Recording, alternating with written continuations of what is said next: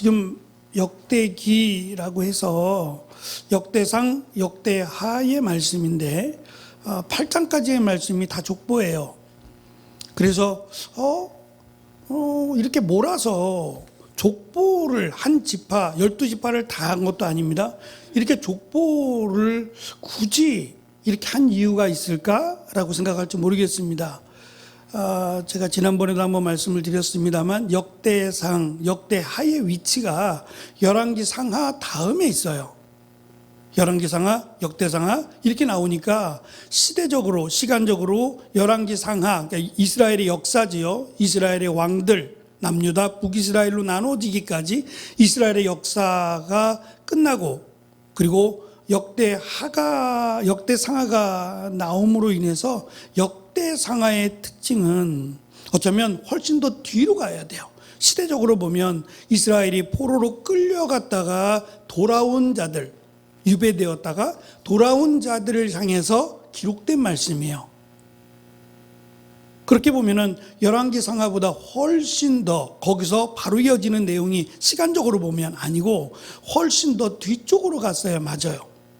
이스라엘이 포로로 끌려가서 포로에서 돌아온 이들에게 주어진 하나님의 말씀이라면 훨씬 더 뒤쪽으로 가야 사실은 시대적으로 맞습니다. 그런데 왜 여기다가 넣어놨는지 모르겠지만 열왕기상하, 역대상하 이렇게 넣어놓으니까 열왕기상하도 힘든데 역대상이 시작하면서 족보만 그냥 8장까지 쭉 늘어놓으니까 우리에게는 제일 어렵게 사실 다가오죠. 그가 누군지도 모르는데 왜 그렇게 족보에 관심들이 많을까?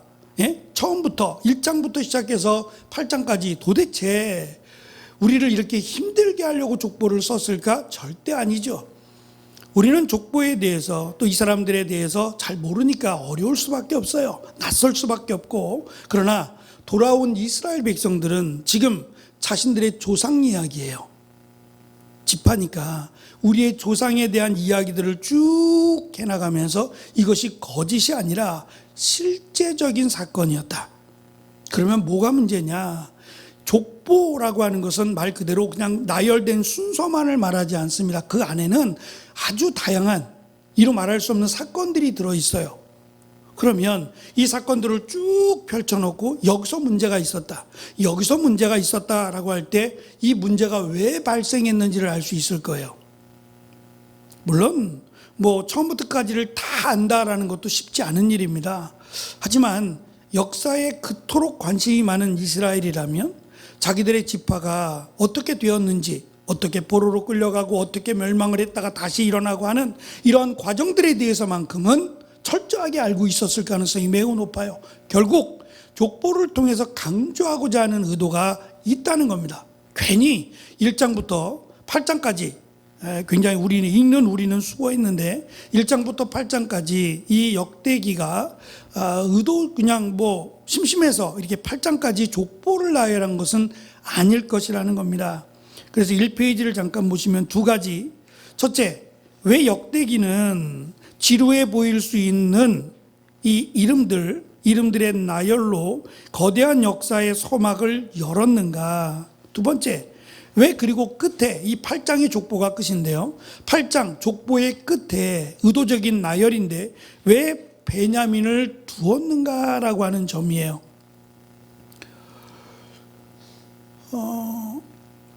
성경을 읽어서 성경을 알 수 있는, 성경을 많이 읽으면 성경을 알 수 있는 범위가 넓어지긴 해요.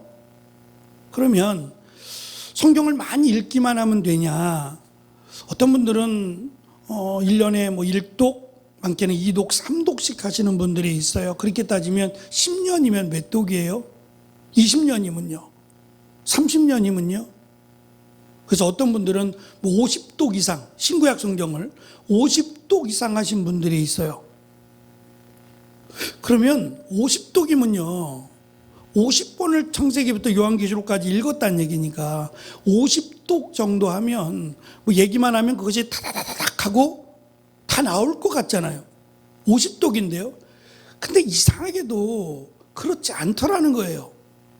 그러니까 읽기만 해서는, 읽는 건 분명히 도움이 됩니다. 분명히 도움이 되지만 읽기만 해서 성경을 이해하는 것은 어렵다는 얘기예요. 그래서 이야기들을 나누면서 본인들도 답답한가 봐요. 그렇게 많이 성경을 읽었는데도 성경을 모른다 생각이 드니까 이 모름을 채우기 위해서 신학교로 와요. 근데 신학교가 그 짧은 기간 동안, 대학원이 3년인데 그 3년 기간 동안 66권을 어떻게 가르치냔 말이에요. 한 과목 요한계시록을 가르쳐도 13번입니다. 한 학기가 13번 강의하는데 요한계시록을 13번으로 나눠서 어떻게 강의를 해요? 1시간당 1시간씩 따져서 뭐 1시간이 아니라 2시간, 3시간이라도 그렇죠. 불가능해요. 불가능합니다. 결국 이런 거야 라고 하는 개론식의 설명, 그리고 한두 번 정도는 조금 더 디테일하게 자세하게 살펴볼 수는 있겠지만 어쨌든 불가능하다는 점이에요. 신학교도 불가능하면 어디서 들어요? 그래서 이단들이 장난치는 게 우리는 성경을 가르친다라고 자꾸 미혹시키는 겁니다. 바꿔 말하면 교회가 성경을 안 가르친다는 거예요. 이 부분에 대해서 지금 역대기는 이스라엘의 족보라고 하는, 단순하지 않습니다. 그냥 나열하는 것도 아니고 중요한 것들 뭐 이렇게 짧지 않습니다. 베냐민 지파가 요거밖에 안 되겠어요? 예? 40절로 압축한 건데 압축하는 실력이 있어야 돼요. 빼고 넣고 하는 데는 어떤 기준들이 있지 않으면 넣고 빼는 게 안 돼요. 그냥 한꺼번에 다 넣는 거라면 상관없어요. 처음부터 끝까지 베냐민 지파의 처음, 베냐민 지파의 마지막까지 다 넣을 거면 고민하지 않아도 돼요. 그런데 고민을 했단 말입니다. 그러면 이 정도의 고민과 이 정도를 정리할 정도의 실력이라면 이스라엘의 역사에 대해서 자기가 살고 있던 시대뿐만 아니라 훨씬 그 이전의 시대까지도 굉장한 열정이 있었다라는 것을 우리는 기억해야만 합니다. 먼저 1페이지를 잠깐 보시고 시작을 할게요. 왜 족보인가 말씀을 드린 것처럼 1장부터 8장까지 족보를 전면에 배치한 이유는 단순한 가계조사가 아니라는 점이에요. 말씀드린 것처럼 전체를 다 나열하지 않았어요. 유배를 갔다가 돌아온 이후 무너진 공동체의 기초를 다시 놓기 위함이라고 하는 목적으로 기록했다는 겁니다. 역대기는 바벨론 유배를 마치고 예루살렘으로 돌아온 유배 후 공동체를 위해 기록이 됐습니다. 정리를 좀 하면 아담 1장부터 시작해서 유다 2장, 3장, 4장, 레위 6장, 그리고 베냐민 8장으로 이어지는 족보는 몇 개 안 되잖아요. 12지파가 아니라 의도된 이 족보는 바벨론 포로 생활로 정체성을 잃어버린, 그러니까 다 섞여버렸어요. 뭐 이스라엘이 적과 꿀이 흐르는 땅에 들어갈 때는 지파별로 땅들이 있었어요. 근데 끌려가서는요 다 섞여버렸죠. 지파가 무슨 의미가 있어요? 다 섞여버렸어요. 무슨 지파라는 것이 1세대를 지나가고 2세대를 지나갈수록 흐지부지 돼버렸어요. 정체성이 없어요. 나는 무슨 지파요? 라고 하는 정체성도 사라져버렸어요. 그냥 우리가 볼 때 한국 사람이요? 그럼 끝나는 겁니다. 외국에 가서 나는 경상도요, 나는 전라도요, 별 의미 없어요. 그건 한국에 살 때 얘기죠. 외국에 나가면 그냥 한국 사람입니다. 그거 하나면 돼요. 마찬가지로 외국에 끌려가서 1세대, 2세대를 넘어가면서 그들이 자기들만의 지파의 정체성도 역사도 흐지부지 돼버렸어요. 먹고 사는 게 중요하고 당장 내 앞길에 대해서 불투명하니까 정체성이고 뭐고를 다 잊어버렸어요. 근데 그것에 대해서 너는 누구 지파다, 조상들을 따라 올라가서 적어도 아버지 이름은 알 거 아니에요? 할아버지 이름 정도는 알 거란 말입니다. 그 이름들을 따라 올라가게끔 그 중요성들을 지금 의도적으로 가르치고 있다라는 겁니다. 족보의 중앙, 그러니까 8장까지긴 하지만 내용상 그 양으로 따져보면 내용상 가운데의 부분이 레위 지파가 된다 그러는데요. 이 정중앙에 레위 지파를 배치함으로 회복될 이스라엘 중심에는 반드시 예배와 하나님과의 관계가 있어야 됨을 의도적으로 강조합니다. 세 번째, 이미 사라진 것 같은 북쪽 지파들의 이름까지 꼼꼼하게 기록한 것은 하나님의 구원 계획에 소외된 지체는 없고 장차 메시아를 통해 이루어질 거대한 연합을 예고합니다. 제가 서두에서 말씀드린 것처럼 3페이지를 넘어가 보시면 역대기가 이 방대한 족보를 편찬하기 위해서 수많은 기록을 뒤지고 연구한 모습은 오늘날 우리에게 말씀의 회복이라고 하는 중대한 과제를 던집니다. 오늘날 우리는 2분짜리 짧은 묵상이나 감정적인 위로에만 의존하는 임시 방편형 신앙에 빠져 있어요. 그러니까 어떻게 하면 쉽게 감동을 받고 어떻게 하면 쉽게 은혜를 받느냐, 여기에 관심들이 많아요. 그래서 간증자를 내세우기도 하고 뭐 다양한 방법으로, 그냥 들으면 그냥 울컥할 수 있는 내용들로 채우기를 원해요. 역대기는 하나님의 말씀을 집요하게 연구하고 기록한 성경 학자적 태도가 무너진 공동체를 세우는 유일한 길임을 강조합니다. 하나님의 말씀을 아는 것이 미래가 된다라는 점을 의도적으로 강조합니다. 감옥 속에서 이 틴데일이라고 하는 학자인데, 이분이 성경을 해석해 나가면서 반대하는 세력에 의해서 이단으로 몰리게 돼요. 몰려서 감옥에 들어가는데, 그가 감옥에서 간수한테 이런 편지를 썼다 그래요. 난 다른 거는 원하지 않는다. 내가 다른 거는 전혀 불편해하지 않지만 내가 성경을 읽을 수 있도록 헬라어 성경, 히브리어 성경, 그리고 사전만 내가 볼 수 있도록 허락해 달라라고 편지를 썼다 그래요. 근데 그 편지에 대해서 어떻게 결론이 났는지는 알 수 없어요. 다만 이 틴데일이라고 하는 사람이 자기가 쓴 건 아닌데 정리를 한 틴데일 주석이라는 게 있어요. 한 사람이 이렇게 주석을 쓸 수 있다, 감옥이니까 가능했을지도 모르겠는데, 그에게 있어서 하나님의 말씀을 정확하게, 하나님의 말씀을 이 전하고자 하는 그 열정은 감옥에서도 식지 않았다. 그래서 그것에 많은 영향과 도움을 받았다라고 하는 점을 우리는 기억해야 됩니다. 아마 우리 임 전사님 다니실 때도 이분이 계셨을 거예요. 그 학장도 역임을 하셨는데, 손 박사님이라고 좀 깐깐해요. 깐깐하시고 뭐 똑똑하시고 그런 분인데, 이분이 이제 숙제를 많이 내줘요. 숙제를 내주는데 그 숙제가 그냥 내가 생각으로 쓰는 게 아니라 아무것도 모른다라고 생각하고 공부해 와서 채워가는 거예요. 공부해서 그것을 어디를 인용했고 무엇을 받고 이런 것까지 다 각주라 그러는데, 이런 것들을 다 해서 채워내야 되는데, 이거를 그냥 점수를 매길 때, 채점을 할 때 조교한테 주로 맡겨서 채점을 하거나 점수를 주는데, 이분은 이제 의도적으로 그런 것 같아요. 수업 시간에 이 갖고 온 과제물들을 이렇게 갖다 올려놓고 그 과제물들에 대해서 평가를 하는 게 아니라, 특별히 과제물 뒤에 보면은 나는 이 책을 봤습니다. 이 책을 주로 봤고 이 책에서 이런 내용들이 붙어야 되는데, 그 내용들을 보면서 저는 뭐 잘했다고 보진 않아요. 하여튼 그분은 그랬어요. 그것 때문에 사실 졸업생들이 이분을 좋아하지 않아요. 불쾌하고 싫어하는데, 오죽했으면 그럴까라고 하는 생각도 가져요. 리포트를 던져요, 안에서. 강단에서 쭉 보다가 이제 각주들을 쭉 읽어줘요. 무슨 책을 봤다라는 거 읽고 마음에 안 들면 확 던져버려요. 좀 그렇게 안 하고 좀 잘 설명했으면 어떨까? 꼭 이렇게까지 충격적으로 오죽하면 이럴까 싶을 만큼, 그냥 어쩔 수 없이 내는 숙제처럼, 물론 여러 가지 이유는 있겠죠. 전사님들이 바쁘다는 이유로 여러 가지 이유는 있겠지만, 워낙 말을 안 들으니까 이제 그렇겠지만 방법이 잘못됐어요. 이걸 던지다니요. 그래도 조금 그렇지 않을까요? 그래서 그것 때문에 이 페이퍼를, 숙제 과제물을 이렇게 앞에서 그냥 이제 바닥에 던지는 거예요. 쓰레기 같다 이거죠. 그래도 나름 열심히 하느라고 고생했는데, 그러니까 그것이 이제 한두 번 겪다 보면 그 수업은 될 수 있으면 안 들어가려고 그러고, 이런 현상이 있었어요.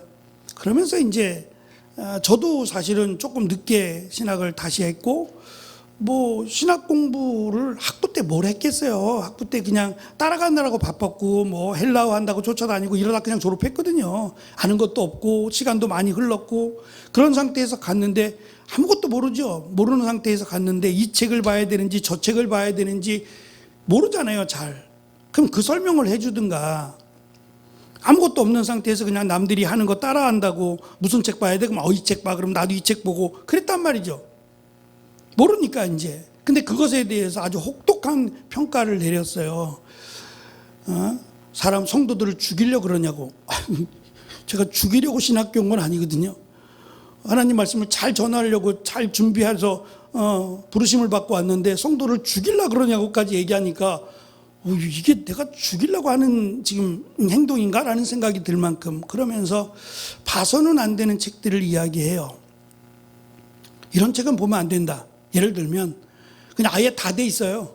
설교 제목도 다 잡아주고 찬송가도 나와 있고 또 심지어는 밑에 성경에 대한 본문도 다 돼 있어요. 서론, 본론, 결론 해가지고 다 나와 있어요.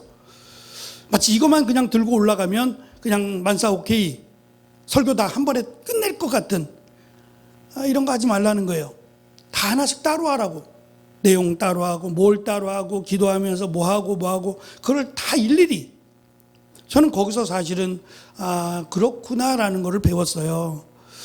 말씀을 제대로 배운다는 것은 제가 지금도 생각하지만 오래 걸리는 일이고 목회가 끝날 때까지도 끝나지 않을 일인 것 같아요. 항상 배워야 되고 항상 돌아봐야 되는 일인 것 같아요. 쉬운 말씀만 할 수도 없고요. 성경이 다 하나님의 말씀이고 다 거룩한 말씀들인데 그 거룩한 말씀들을 기록한 목적과 이유가 있을 거란 말이죠. 그래서 우리가 1장부터 8장까지 참 어려운 이름들, 발음하기도 어렵고 실수하기도 쉬운 이런 이름들, 그들이 들으면 불쾌할지 모르겠어요. 이름이잖아요. 내 이름을 잘못 부르면 좋겠어요? 이스라엘 조상들의 이름을 우리는 그냥 읽었지만 실수도 많이 했어요. 근데 그들이 볼 때는 그들이 듣는 자기들의 조상의 이름을 틀렸다고 생각해 봐요. 얼마나 불쾌하겠어요? 그것과 상관없이 우리는 읽었단 말이에요. 읽는 것 자체가 힘들어요. 그런데 이 힘들게 기록한 이유, 족보들을 기록한 이유가 분명하게 있다라는 점이에요. 4페이지로 일단 결론부터 말씀을 드리겠습니다. 역대상 1장부터 8장의 이름들은 단순한 과거의 기록이 아니라 오늘 우리를 향한 하나님의 사랑의 메시지라고도 볼 수 있습니다. 족보 속에 기록된 이름들처럼 그리스도 안에 있는 나의 이름도 하나님의 생명책에 선명히 기록될 것이다 라는 것을 기억하도록 하고, 족보를 정리한 역대기의 열정으로 성경을 읽고 공부해야 된다라고 하는 도전을 던져줍니다. 마지막, 유다와 북쪽 지파를 잇는 완충지대였던 베냐민 지파인데요, 베냐민처럼 분열된 이 땅에서 하나님의 화해를 선포하는 통로로 사용하시기를 원하신다라는 것을 우리는 기억해야 됩니다. 자, 다시 돌아와서 우리가 두 번째 살펴보겠습니다. 베냐민 지파, 작지만 강한 회복의 보증으로 삼으시는데요, 족보의 대미를 장식하는, 마지막을 장식하는 베냐민 지파는 유다와 함께 남왕국을 지탱한 가장 신실한 동반자였습니다. 역대기는 사울왕의 계보를 상세히 기록합니다. 33절부터 40절인데요 사울은 실패한 왕이었으나 하나님은 그의 가문을 멸하지 않고 요나단과 무비보셋의 계보를 통해 은혜를 이어가셨어요. 이건 약속이었어요. 근데 그 약속 내면에는, 우리는 이름만 읽었습니다만 그 이면에는 요나단이 다윗을 향한 하나님의 뜻을 어떻게 받아들였는지를 우리는 사무엘서를 통해서 알 수 있어요.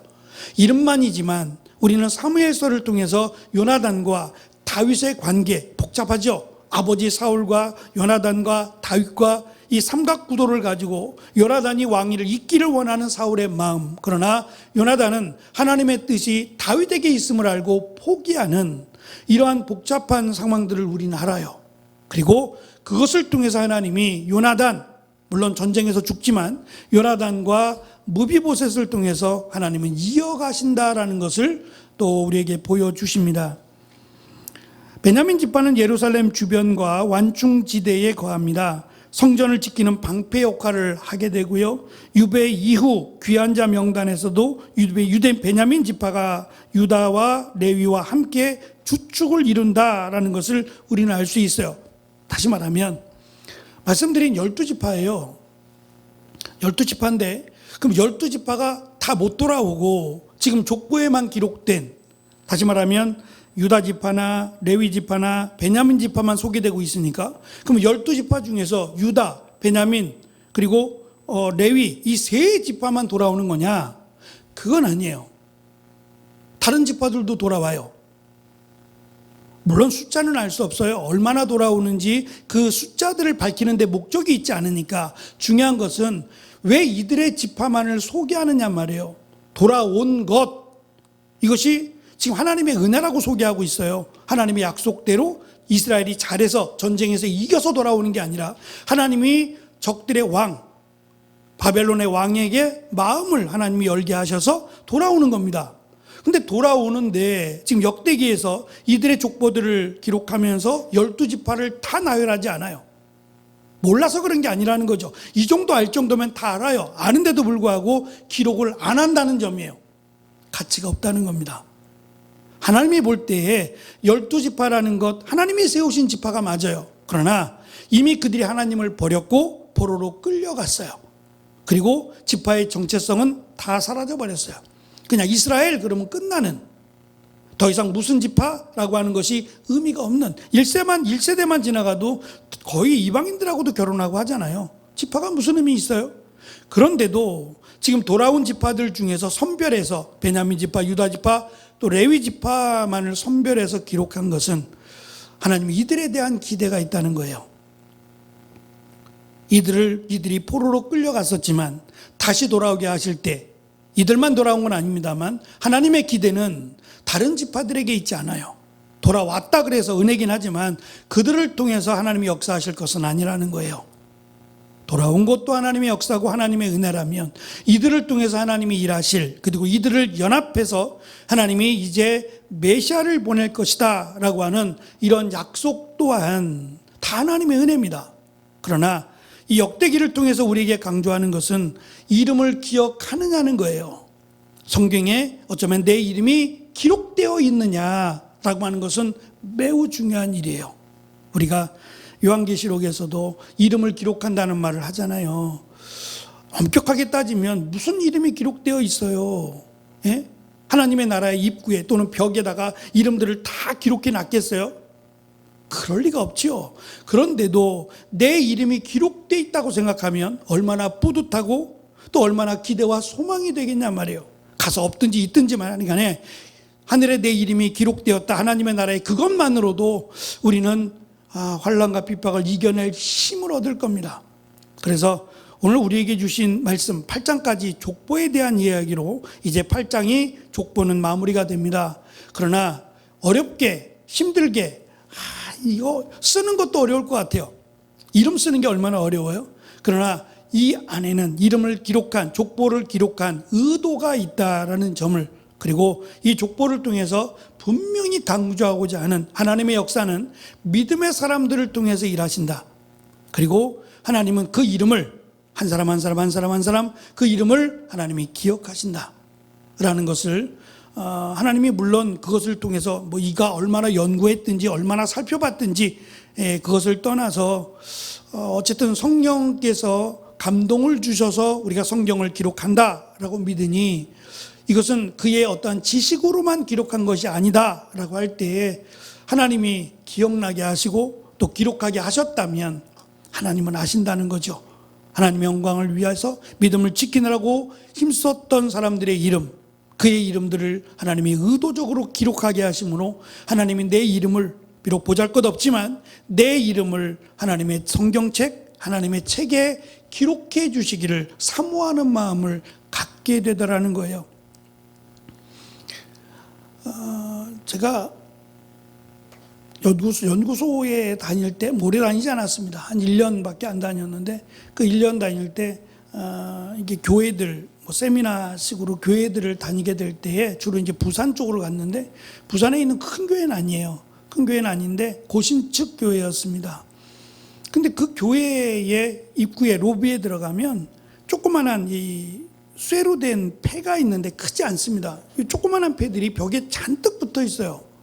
뭐 어떤 것은 시간이 지나서 뭐 글씨도 좀 약간 변색이 돼가지고 글씨도 좀 잘 봐야 보일 만큼, 많은 걸 보니까 꽤 오래됐구나, 이거 한 지가 꽤 오래됐구나라는 느낌이 들었는데, 첫째는 성경 통독이에요. 성경 일독하신 분들 이름을 적어 놓는 거예요. 조그만한 이 교패만 해요. 교패만 한데 거기다가 쇠로 된, 쇠 지워지지 않도록 쇠에다 글씨를 새겼어요. 몇 년도에 언제부터 언제까지 성경 통독 1회 해가지고 그 이름들을 다 붙여놨어요. 근데 이분이 한 분만 있는 게 아니겠죠? 1독하고 끝나지 않죠. 2독하는 분도 계시고 3독하는 분. 그럼 이 안에 내 이름이 4번, 5번, 6번 그렇게 기록될 수도 있죠.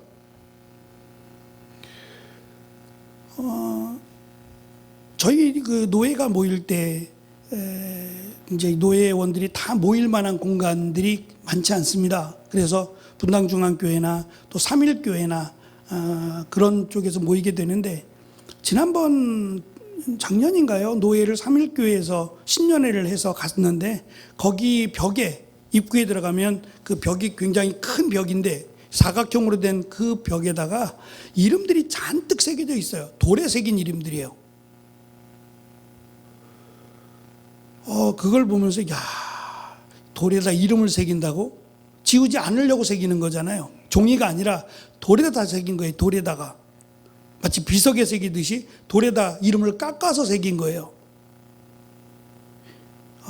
보면서 이런 것도 괜찮겠다라는 생각을 해봤어요. 그런 것처럼 지금 성경입니다. 성경, 하나님의 말씀인 성경에 이름이 기록돼요. 12지파가 다 그런 게 아니라 특별히 하나님을 위해 헌신하며 희생하며 하나님의 영광을 위해 살겠다 했던 그런 유다지파나 베냐민지파나 또 레위지파들의 이름이 기록되어 있어요. 안타깝게도 더 많은 지파인 나머지 지파들은 돌아왔어도 이름을 성경에는 기록하지 않아요. 그들 나름대로는 족보가 있는지 모르겠지만 성경에는 그들의 이름이 기록되지 않는다라는 점을 이 역대기를 기록한 사람은 의도를 가지고 이것을 기록했고 기록하게 하셨다라고 생각합니다. 우리가 이 땅에서 살아가는 것 여러 가지가 있겠죠. 믿음으로 살아가는, 특별히 우리의 삶을 하나님이 아시고 보시고 그리고 하나님이 기록하신다면 이게 얼마나 의미 있는 일일까? 이번 특별 새벽 기도회는 우리 주일학교 특별히 학생들이 6명이 참석을 해요. 끝날 때까지 6명 참석하면 상 줘야 되지 않나 싶기도 한데, 그 새벽에 말입니다. 6명이 나와요. 그래서 제가 빵을 준비한다고 했는데 믿음이 작아서 제가 한 번에 10개씩을 준비했는데 배를 준비하게 된 거예요. 16명이 나옵니다. 첫날에 조중혜 집사님이 제일 먼저 나오셨어요. 깜짝 놀랐습니다. 그리고 이제 안 나오셔서 전화를 했죠. 그랬더니 길이 미끄러서 집 앞에서 나가는 그 길이 미끄러서 나오지 마세요 집사님, 잘 안 보이고 하는데, 또 이것 때문에 시간 맞춰놓고 또 못 주무시고 이럴까 봐 전화를 드렸습니다. 너무 감사하기도 하고 너무 귀하다는 생각도 해봤습니다. 정말 들어야 하고 정말 열심을 내야 될 사람이 없다면 이 또한 안타까운 일이 아닐까 싶고, 또 저들의 인생 가운데 어찌되었던 이 새벽 기도회라는 걸 처음 나와봤을 텐데 저들에게 귀한 은혜의 시간이 됐으면 좋겠다라고 하는 부담이 큽니다. 제가 어찌되었든 간에 하나님께서 이 땅을 살아가면서 이 재물과 그리스도인과의 관계 속에서 어떻게 우리가 재물을 사용하고 또 재물을 모으며 살아갈까에 대한 저는 답을 줄 수 있다고 생각합니다. 귀한 은혜가 함께 하도록 기도해 주시고, 어찌됐든 하나님이 보실 때 하나님의 영광을 위해 살아가는 사람들의 이름을 역대기에 기록하고 있는 것처럼 하나님은 기록하신다라고 믿습니다. 그 놀라운 은혜가 우리의 삶 가운데 하나님은 아신다, 그리고 하나님이 기뻐하신다라고 우리가 생각하고 힘을 낼 수 있는 귀한 은혜가 역대기를 통해서, 특별히 족보를 통해서 우리가 잘 깨달았으면 좋겠다라는 생각이 듭니다. 마지막에 보시면 무너진 예루살렘을 바라보며 족보를 적어 내려갔던 그의 간절한 마음이 우리의 심령에 회복될 수 있도록 무너진 예루살렘을 바라보며 족보를 기록하는데, 다 기록하고 싶은데 기록하게 하지 않고 이들 세 지파만 기록하게 하셨다라고 생각한다면, 그가 누군지 모르겠어요. 그가 어느 지파 사람인지도 모르겠어요. 그러나 만약에 자기 지파가 없다면 얼마나 서운했을까, 있다면 얼마나 기뻐했을까라는 생각을 해보면서 하나님이 이 땅의 역사의 주관자이신 하나님이 우리의 삶, 우리의 모습을 기록하신다라는 것을 기억함으로 믿음의 길을 또 힘있게 말씀 가운데 말씀을 사모하는 마음으로 나아가는 우리가 되기를 간절히 축원합니다. 기도하겠습니다.